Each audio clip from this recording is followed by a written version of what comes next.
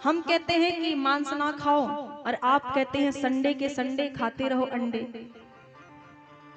हफ्ते में 6 दिन ना खाओ, संडे को खा लो। अभी भी वो लड़ाई चली रही। हम कहते हैं कि भाई मांस नहीं खाना चाहिए। जो भी मछली हैं और भी जो प्यारे प्यारे जीव होते हैं उनका गला काट करके मत खा लो। यदि खाना है तो अपना ही मांस क्यों ना खा लो। भाई मांस तो मांस होता है, मांस उनमें भी है, हम में भी है। क्या अंतर है? कुछ अंतर नहीं है। हमारे मांस में, हमारी हड्डी में, उनके मांस हड्डी में क्या अंतर है बताओ? बस अंतर इतना है कि वो कमजोर है, वो कमजोर है। कमजोर को ही लोग दबाते हैं, वो कमजोर है। यदि हड्डी मांस खाना ही है कोई बात नहीं, खाओ, पर शेर का खाओ।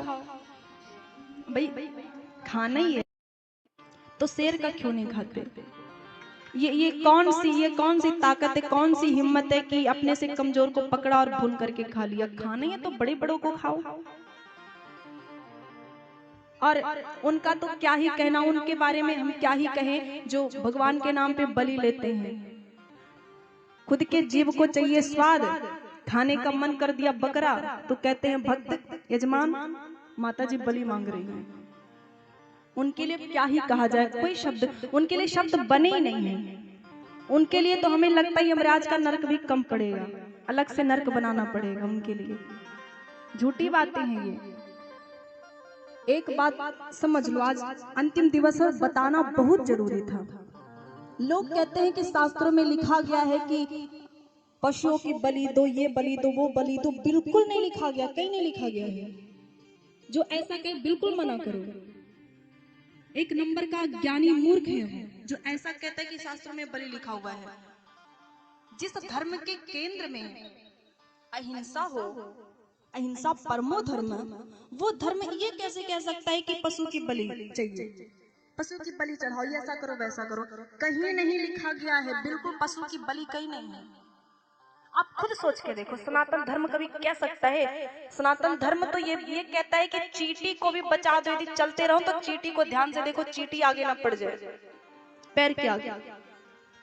जो चींटी को भी सुरक्षित रखे ऐसा कहता है, वो धर्म ये कैसे कह दिया कि प्यारे प्यारे बकरा बकरी भेड़ ये है वो है, इनको काट करके जो है भगवान जी को चढ़ा दो? कैसे कहेगा? शास्त्र में कहीं नहीं लिखा हुआ है। यदि शास्त्र में कहीं स्पष्ट रूप से लिख भी दिया गया है कि पशु की बलि दो, तो वो किस पशु की बलि की बात की गई है? जो आताताई हो उनको पकड़ो फिर, और आताताई पशु की बलि दो, सबकी नहीं। जो आताताई है जिससे हम सबको क्षति पहुंच सकती है, उनकी बलि दो। और बलि देने की बात जो लिखी गई है शास्त्र में ना, वो जो जंगली जानवर है उनकी बलि देने की बात नहीं लिखी गई है।